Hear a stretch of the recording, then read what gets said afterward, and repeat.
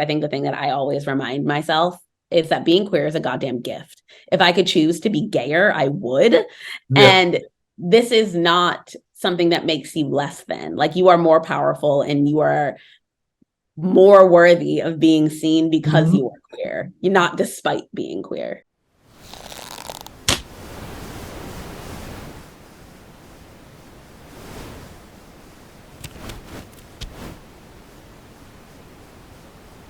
Hey, Madison, how's it going? Good. How are you? Pretty good, pretty good. Doing Monday things, but overall can't complain, you know? I feel you. It's a very Monday-ish Monday. Yeah, it is. They're not all like that, but sometimes they can really beat your ass. So thank you for being guest numero uno on the Pink Slingshot podcast. Appreciate it. I couldn't think of anyone I'm connected with that would have made a better idea for a guest, given some of the shit even like years ago we talked about, right? We kind of got far into it back then. And I'm like, yeah, here's someone who's out, who's like queer and like unapologetic and has been a force professionally, right? Which is really like what this pod is about. There's a lot of, like, when we talk about queer trauma, right, there's movies about queer trauma, and there's like, yeah, we shall overcome, and like that's got its place for sure. There is a lot of shit to overcome, and there's not less of it as we go in this country at this point.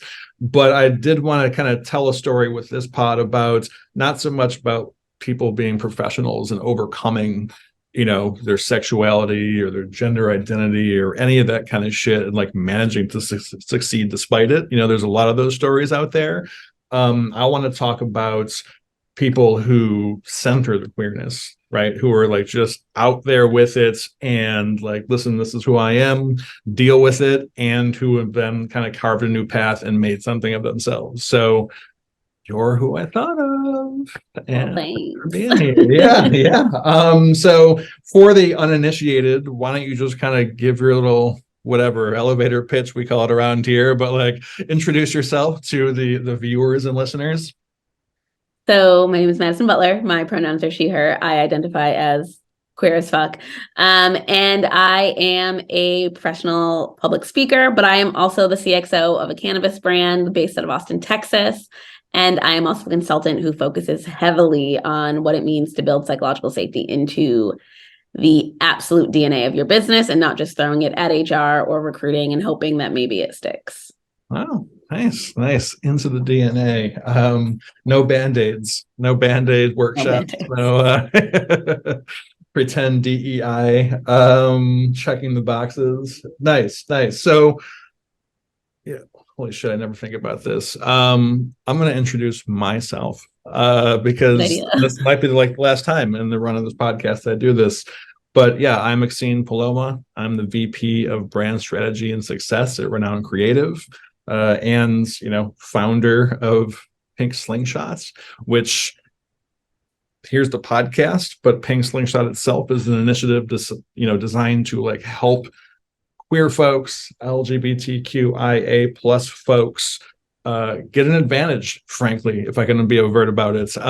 There's like leveling the field, which we have room for, and then there's like, no, I'm going to like support my homies. Like, I want to get people out ahead of it. Right. So, since we work in, I work in marketing and branding and shit. So that's where we're starting with that project. It's not just about helping people who happen to be gay do better in their businesses. Right. We're not like out to like, you know what, we're going to help some, I don't know, cis white gay banker guy have a better practice. Like, it's about really supporting intersectional folks who are dealing with something and actually being willing to be themselves, actually get out there and do business, do better business, and better business models, worker cooperatives, that kind of shit, campaigns, nonprofits, or just small businesses that are actually meant to like create a fucking impact. There's a lot of stuff that's like, cool, we all got to make money, and there's stuff we're selling just to sell. But yeah, we want to help people get an advantage. So we're going to provide people with like brand strategy and helping them get their messaging together and figure out who to fucking reach and how to do it right and what they want to be aiming for, and then connect them with a group of people who are of like mind and maybe like other things too, other queers who are, maybe up and coming, maybe they're trying to fill out their portfolio, like whatever it is, maybe they just want to work with people who are on the same page as them. And so once these businesses know what the hell they're trying to do, then we want to match them up with people who can help. So that is what Pink Slingshot, hence the name, is all about, is slinging the queers out there ahead of where they are. And so yeah, I'm excited to be doing this pod. People around this company have been excited to work on this as a project that we're all just investing in, donating, putting our time and resources and skills and shit and money in some cases into, just because it's a cool thing. And I want to start off by doing my own version of something, which is like differentiating for myself, and then I want to get your take on this and see if it matches up, like queer versus gay, right? So queer versus LGBTQIA plus, like the Q in there. For me, queer is about a little more than sexuality. There are people who are non-heterosexual who I don't consider queer, right? Like queer for me is an intentional thing. It's a, yes, I'm different, but I'm putting that out there and I'm bringing like a disruptive factor, right? I'm queering, like when people use it as a verb now, I'm queering the space I'm in. I'm, bringing something different to the table. And that's an intentional disruption. Sometimes it's just about owning who I am. And sometimes it's about like, like this shit should change and I shouldn't have to like worry about assimilating or changing or code switching, like any of that kind of shit. Like I am going to alter this just by being me. Like that's for me is what queer is. It is a verb. It is bigger than it's a life orientation. I like to say, not just a sexual orientation of some kind. So do you have any thoughts on that? Does that sound right to you? Like what's queer for you? I think it's something very similar. It is really about how I show up and that I'm never hiding the fact that I'm queer. Like it's not some secret. I don't feel like I have to come out because it's inherently just who I am. Mm-hmm. And I feel like maybe the blue hair gives that away occasionally, but for me, it's also the fact that like I don't feel like I fit into one box from like any intersectional perspective. But there's no single box that fits me. There's no single narrative that fits me. Yeah. And so when I think about being queer, it very much is a verb because it's how I choose to show up in spaces, and I choose to show up as exactly who I am in exactly that moment, knowing that who I am in this moment may not be the person I am 10 moments from now. Yeah. And recognizing that like growth and change and adaptability is also for me part of being queer. It's accepting who I am in that moment, knowing that I might not get to be this person, again. Yeah, no, very cool. Yeah, I love the fluidity of it. Moment to moment to moment. Cool. So we talked on a podcast a few lifetimes ago in some senses, right? Some shit has changed since then, but I remember we talked a little bit about this, about how then, because there's feedback at the time. I think that was 2020, 2021, right? So whereas certain parties and certain people these days are really like rallying against the fucking trans folks, like basically as the platform, and like this dominant conversation. Of course, at the time there had been like the George Floyd uprisings, right? And like all that was like the dominant kind of narrative. And there was like this shit happening with like Black LinkedIn, right? And all this just like fucking like blowback and tumult. And so even though we were having, a lot of kind of that conversation, there was a lot of the queerness that came up. And you had mentioned something about some kind of interaction you had at one point where, somebody was, the classic, like, can you just tone it down a bit kind of shit, right? Like someone was talking. So tell us a little bit about can you tone it down conversation, like how that went and what your response is and how you think that's played out since, because it's been a while. So I think in general, that is a response that you get specifically as a Black woman all the time. Like, can you just be less? Can you just be less aggressive? Be more approachable, smile more, be happier, laugh more. And I remember I received a comment back in 2021 and someone was like, well, you're already Black. Like, do you have to talk about being queer too? Like, basically, girl, pick a struggle. And, you know, my response to that was, I am both of those things. And both of those things wholly create who I am, added with the fact that I am also a woman. I am also neurodivergent. I don't get to step out of any of those roles. Yeah. And I am that person every day. Like, I can't just decide like, well, today I'm going to be Black and tomorrow I'm going to be queer. And then maybe tomorrow we'll think about the ADHD thing. And, you know, so much of the fight is intersectional. I think especially in these DEI conversations, it's really easy to get siloed. It's easy to talk about the Black community. It's easy to talk about the LGBTQ community. It's easy to talk about the neurodivergent community. But we're not having as many conversations about when that's the same person, how much harder is life to navigate? How much harder is work to navigate? How much harder is community to navigate? And specifically around the idea of community, like that's where these things get incredibly messy, because even within the queer community, there's a ton of racism. Within the Black community, there is a good amount of homophobia, queerphobia, transphobia. And those are really hard conversations to have, because now you're talking about pieces of you and the communities that you hold who also detest pieces of you. And I think that gets incredibly messy. So for me, it's not a part of the fight that I'm willing to put down to make people comfortable. It's not a part of the fight I'm willing to put down in order to make my life easier. Because at the end of the day, like, if we're not doing this work so that everyone has a seat at the table, rather than just getting myself a seat at the table, then we're not actually doing the work. What we're doing is self-serving. And so much of why I do this work is because I fundamentally want a better world for everyone, not just people who identify with one of the communities I identify with, but for everyone. Yeah. Yes. That is the goal. That's the goal for sure. And for, you know, you're out there trying to deal with the company side, right? So there's coming in and there's working with the people, the management, the leadership of companies, which are entrenched. And there's also the people in the companies, like in the lower positions, right? It's just the people working there. And I would assume, and because this is my experience and this is given the conversations I've had with people, like, it's one thing to get a company to try to change what they're doing, and it's not an easy thing, and it's not, you know, often an effective thing, because that's not what they're there to do, actually.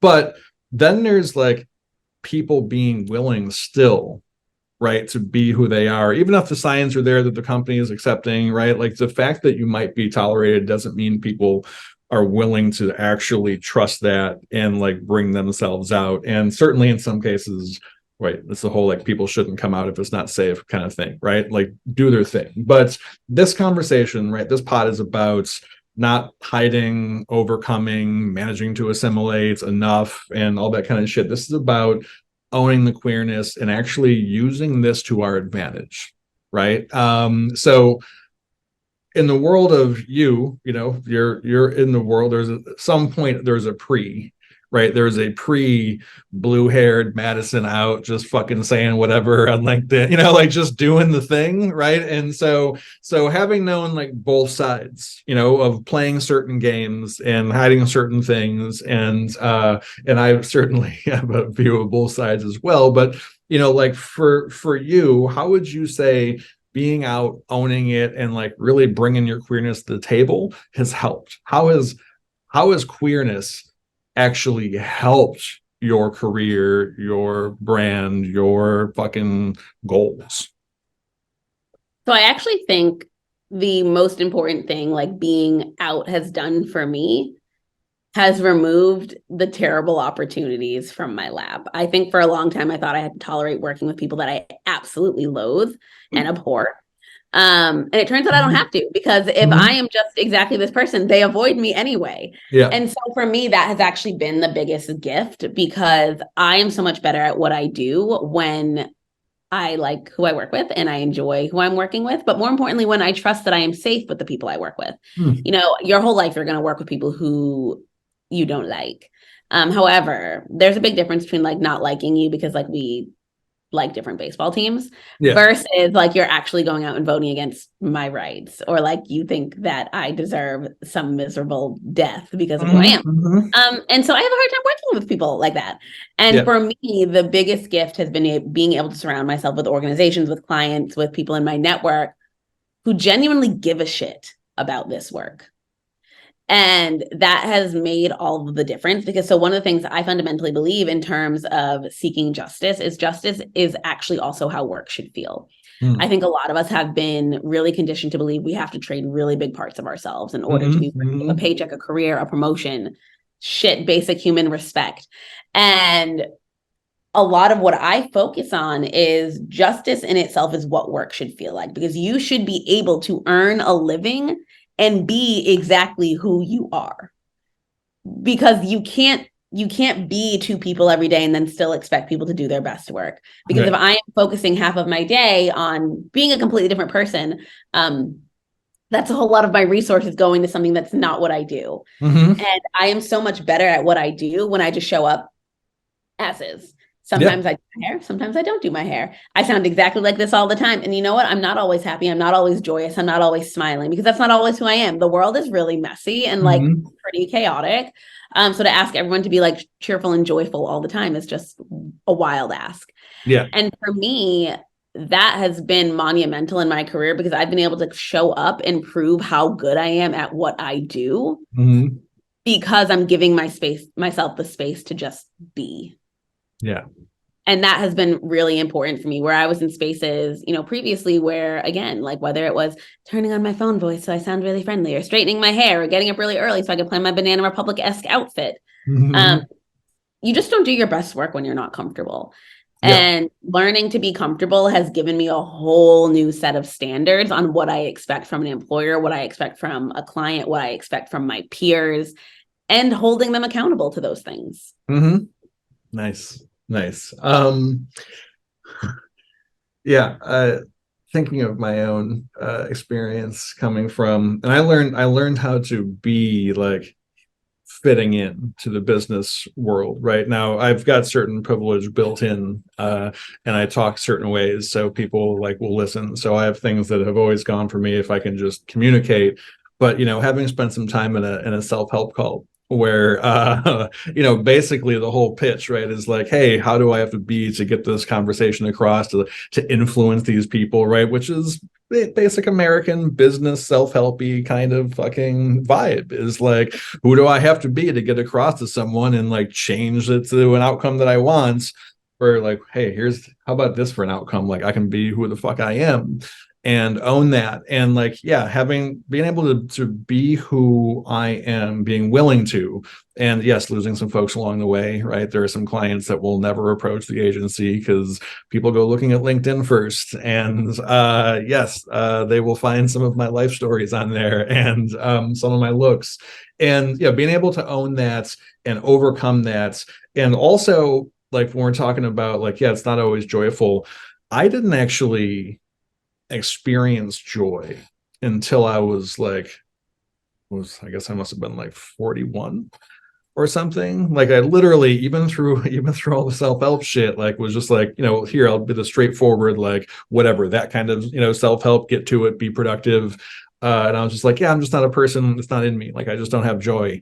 Like, that's just not part of my range, and it's okay. Right. I'm fine with it. And then, coming out and going through all that kind of transition and shit, and then being in a queer relationship, and I was like, holy fuck, like, oh, this is what I thought like literally wasn't in me, right? Because I was hiding so much. It's difficult to say like, oh no, but that person's not going to be a better worker, right? They're not going to be a better employee. Like, that person, like, oh, I have the capacity for joy now. Like, I'm owning who I am, and my skill set has only grown. It didn't go away, right? But same kind of thing. Even without the does it get me further, it's the like, I'm going to be better at my work if I can just be comfortable in my own fucking skin, even if a bunch of other folks aren't all that comfortable with my skin, being presenting the way it is. So have you ever had in a business work professional context, maybe delivering a program or something, a queer joy moment? Ooh, that's a good one. I'm going to be Mhm. really honest. Working where I work gives me a lot of queer joy. Okay. Um, being in an organization where I'm surrounded by people of color, but I'm also consistently surrounded by other queer people is just like a level of work that I didn't know existed. And as happy as I've enjoyable as I've been in work, being with people who really get me, Yeah. it's different when people really get you. Hmm. Um, it's just really interesting and amazing to like be on a leadership team where it's not majority straight white men. That has been a really big turning point for me. And so like I actually feel like I consistently experience queer joy because like I openly talk about having two partners with like Yeah. everyone. And like no one bats an eye. Like no one's Yeah. like, what do you mean? What are you talking about? You have two partners. Yeah. Like I never have that moment where like even in places where people are really open and understanding, like you still have that moment. That literally never happens where I'm at. Wow. That's nice. Yeah, that's a good way to play it. And yeah, ditto. Ditto. The same here. I don't know how much would be different, right? How like for how far I would have come if it was a different environment I had to deal with every day. So that goes a long way. So there is one tidbit, right? Like come be out, do your thing, but you're gonna have to find a place. And it's not going to be every place, right? But you have to find a place that like, and it not just tolerates, like we just like here we are, we're in Pride Month, right? Where people Yeah. and to Here's your some pride degree logo. are like literally parading around for like one moment of like, hey, cool, like I'm accepted and tolerated and like yay, right? Like having forgotten some roots of the parade, right? So this is not about tolerance, it's about like being like actually embraced for who you are, and not just by, you said this earlier, right? It's not just about like people having the same as you, right? They don't have to be the same as you to embrace who you are. But it's a pretty badass workplace to find, and like they do exist. Yeah. And I think that is part of it though, is like coming into your whole version of you, whatever that looks like, comes with a ton of rejection. And rejection is, in general, something the human brain doesn't quite enjoy, especially if you're neurodivergent. And so that is something that you have to really come to terms with. Now, something that I struggled with for a long time is like I felt like, especially when I started writing content, I wanted to be likable. I wanted people to resonate with my content, but I wanted everyone to resonate with my content. And then I realized I can't. Like, there's no way for everyone to resonate if I'm actually saying real things. Mm-hmm. And so the same goes with interviewing and workplaces is you're going to be for a whole bunch of people, but that also means in the same right, you're not going to be for a whole bunch of others. And that's something you've got to get okay with. Like you are not Yeah. for everyone, and that is okay. Like when I Yes. say it, like I'm not for everyone, and that's by design. I Mm-hmm. want like I want racists and misogynists and homophobes to see me and be like, oh God, Right. gross. That's exactly the face I want them to make. Because if they see me and they're like, oh my God, Madison, like love her, I'm probably doing something wrong. Mm-hmm. Yeah, no, that's a I use that as a gauge as well. Like if there's not enough pushback, I'm like, am I telling the truth here? Because I can't quite be there. If everyone's nodding along, like, oh yes, no, I can fully get on board with this. Um, all right, so simple bit here. I mean, we've thrown out, I think, a lot already as far as this goes. Finding the right workplace, believing that there is one, owning some shit, but like simple accessible advice for a queer professional, like whether they're going to start a business, whether they're already in place and they're just not like willing to own it, right? But like want to, right? There's going to be people who are like, oh my God, that's very inspirational. I'm sure you get these messages. I get these messages, right? Like on like LinkedIn and shit, like, thank you for doing this. Cause like, I definitely can't. But like just seeing that someone out there is doing it is like someday maybe. And then there's folks who are like, oh, hey, I just did X, Y, and Z because I saw you said this and I see what's happening. And like, now here it is. And I'm like, holy fuck. Like, that's worth all the weird LinkedIn shit in the world, right?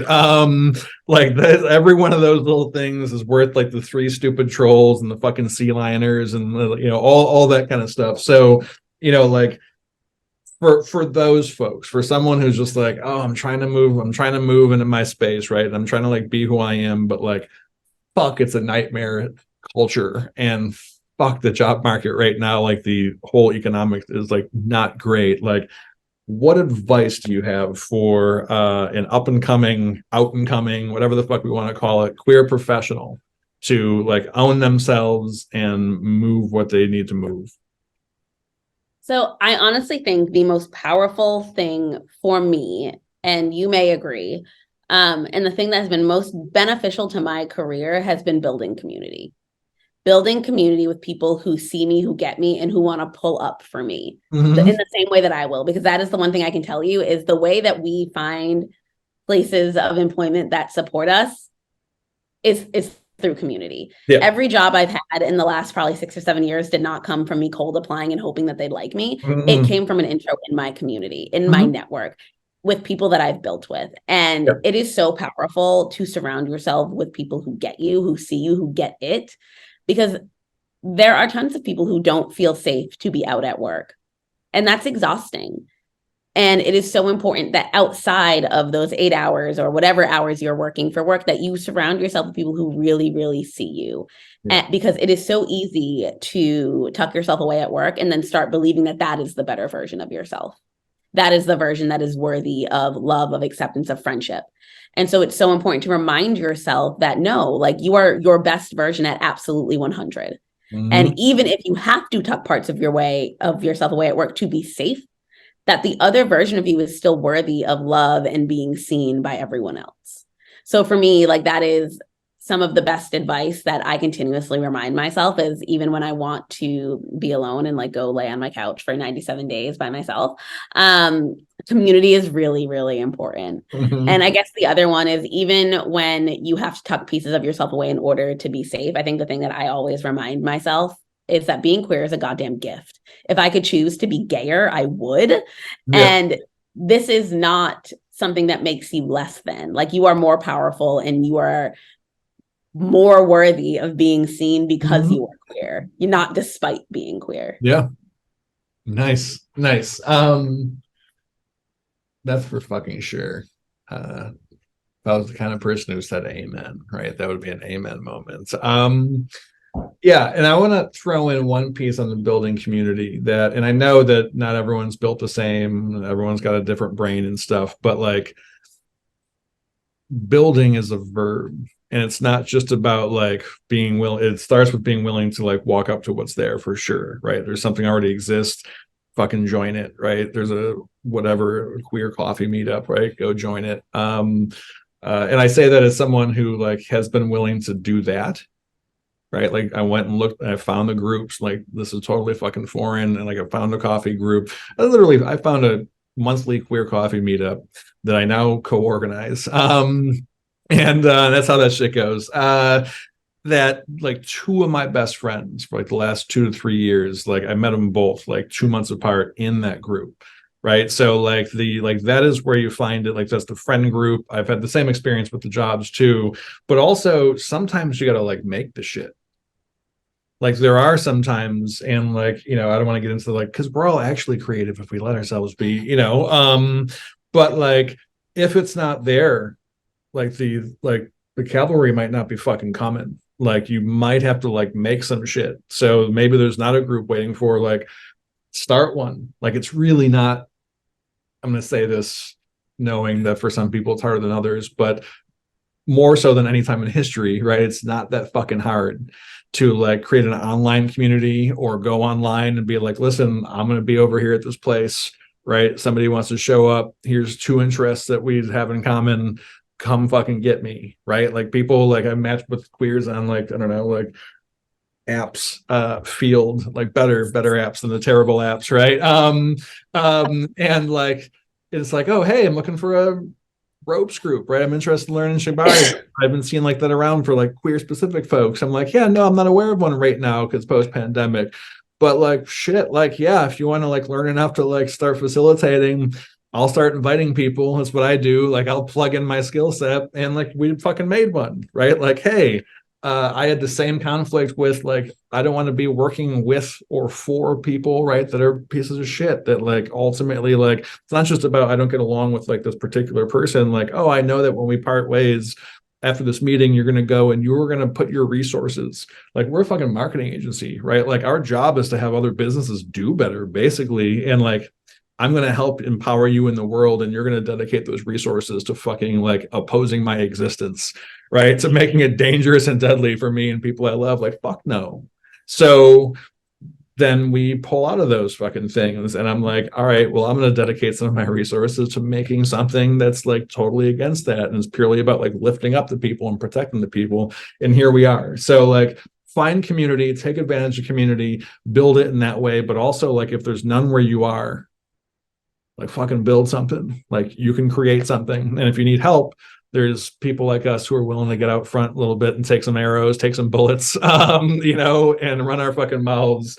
And we are here to connect and help. So anything else, anything you want to plug? I feel like every podcast is business related. We should like plug DEI company, upcoming talks, like whatever the fuck, anything you want to share with anyone? Nothing. I'm the world's worst marketer. That's awesome. You can follow me on LinkedIn if you need anything. I'm truly an open book. So if you have questions, comments, concerns, come find me. Awesome. Well, thanks again. I've appreciated our relationship. I appreciate you coming on and and launching this shit with me. And power to the queers. Well, happy to be here. Happy to be here in June and July because turns out I'm queer all year and not just in the month of June. Who knew? Weird. Peace. Bye.